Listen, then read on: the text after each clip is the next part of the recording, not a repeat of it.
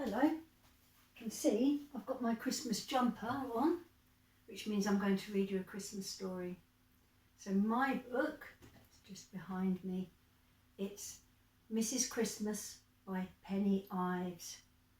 Because it's Mrs. Christmas, I'm going to wear my Christmas coat, my red Christmas coat. It's not that Christmassy, but it's a bit more Christmassy than just a boring old jumper. So here we go. Mrs. Christmas by Penny Ives. Now with me I've got a bicycle. A strange thing, I think you might be thinking. I've got a reindeer and a Father Christmas. Now he's a bit poorly, but he's going to be happy at the end of the story, I think. And then alongside them, let's pop him up there with it, I've got a Hoover. I wonder why. And an umbrella. I'm not going to put my umbrella up because it's a bit unlucky to put an umbrella up. So a bicycle and a few little things here. This is just my Christmas squirrel that I keep with me all the time. And this is my Christmas cup of tea. So, here we go. Mrs. Christmas by Penny Ives. Now, lots of you would have heard stories about Father Christmas. Probably not Mrs. Christmas quite so much. Okay, it's a very fun book. So, last Christmas there was a calamity. A very near calamity. One morning in late December, Father Christmas woke up and found that he felt quite ill. Here he is, he's still feeling ill.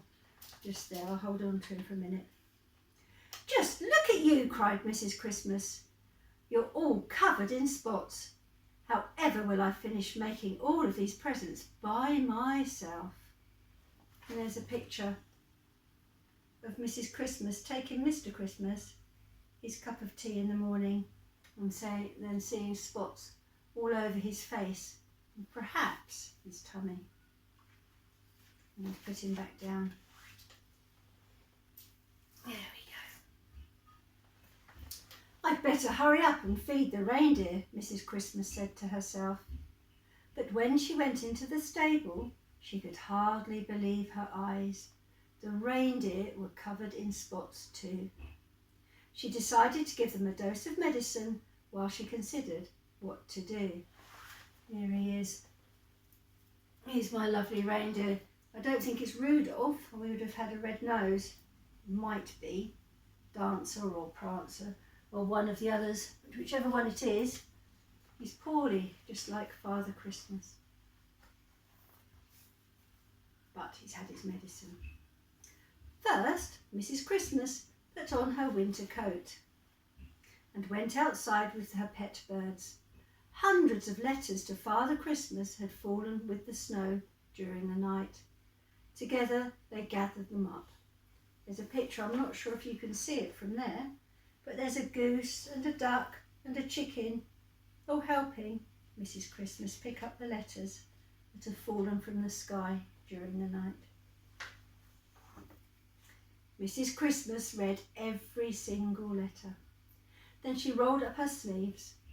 Still, so many things to finish, so many toys to finish, even though she and Father Christmas had been working hard all year, ever since last Christmas, in fact. All day Mrs. Christmas sawed and sewed and glued, and sawed and sewed and glued, until everything was done. But then she had a worrying thought. What would happen? Because without the reindeer, how was she ever going to deliver the toys? So she spent all day sawing and gluing, and then she thought, how am I going to get them there? Because the reindeer normally pull the sleigh, don't they, with Father Christmas on it. Then, because she's a lady, she had an amazing idea. Whoopee! She suddenly had a brilliant idea. She would turn her bicycle, here's mine, into a flying machine. The vacuum cleaner, this is here, the Hoover, the vacuum cleaner, would power her takeoff. She searched high and low in the cupboard for everything else that she needed. She fixed the vacuum cleaner so that it would blow out air instead of sucking it in. Very clever. Cleverly, she linked the pedals, I've got pedals down here, to the motor, and the faster she pedalled, the faster it would go. At last, the flying machine was ready. Mrs. Christmas felt very pleased with herself. She's got her umbrella on the back, I think, some sort of propeller. Mrs. Christmas labelled each of the presents and stowed them away in her basket. One or two were rather large and proved to be quite troublesome. Somebody asked Father Christmas for a rocking horse. Down here, I'm not sure if you can see it, but it's very big to get in her basket. She must have squidged it in somehow. Finally, she put on her red suit and her hat. No one would recognise her now. I'll show you the picture. She's even got her lipstick on. I think it might be strawberry flavoured or raspberry. That would be nice, wouldn't it? Or cherry. Outside it was very cold. Mrs. Christmas cleared a small runway in the snow ready for takeoff, just like aeroplanes. The goose and the chicken flapped their wings hard and she pedalled furiously. Round and round and round spun the wheels until the machine lifted silently into the air. Mrs. Christmas was flying.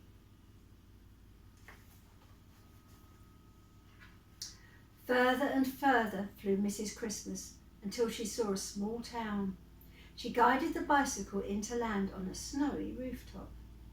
Tying a long rope around the chimney, she lowered herself down. Now, it was the first time that Mrs. Christmas had been down a chimney, so she was a bit scared, so she was very brave. There, she had soot all over her lovely red suit. How did Father Christmas seem to keep so clean, she said. Mrs. Christmas went up and down chimneys all night until the very last present had been delivered and her baskets were empty. Now she must make the journey home. There's 4, 5, 6, 7, 8, 9, 10, 11, 12, 13, 14, 15, 16 pictures there of her going down different people's chimneys. It seemed such a very long way. Suddenly, Mrs. Christmas spotted a faint glow of lights. It was Father Christmas and the reindeers, and they were guiding her into land. A bit like you find if you go to an airport, there's people guiding you in with lights. Father Christmas has got a lantern here. The reindeers are guiding her in with lanterns on their antlers here. Let's see what happens. They must be better, she said. Phew, all their spots had gone. I'm so glad you're home safely, said Father Christmas. Come and sit down, dear, and take your boots off, and I'll go and run you a lovely hot bath. Mrs. Christmas enjoyed a long hot soak. When she felt better, she went downstairs, where there was a wonderful surprise waiting for her. I can see in the picture, you might not be able to see it, Father Christmas has even put bubbles in her bath. The very, very last picture says, Father Christmas had made a special breakfast with presents for everybody. Happy Christmas. And there they are, having a beautiful, lovely, relaxing breakfast. Mrs. Christmas's boots are under a chair, and I expect, although you can't see them, I expect she's got lovely fluffy slippers on underneath the table there. Anyway, so that's the end of the book Mrs. Christmas by Penny Ives. I'm going to take my jacket off now, put my Christmas slippers on. Okay, I hope you have a lovely, lovely Christmas. I'll even take my jacket off.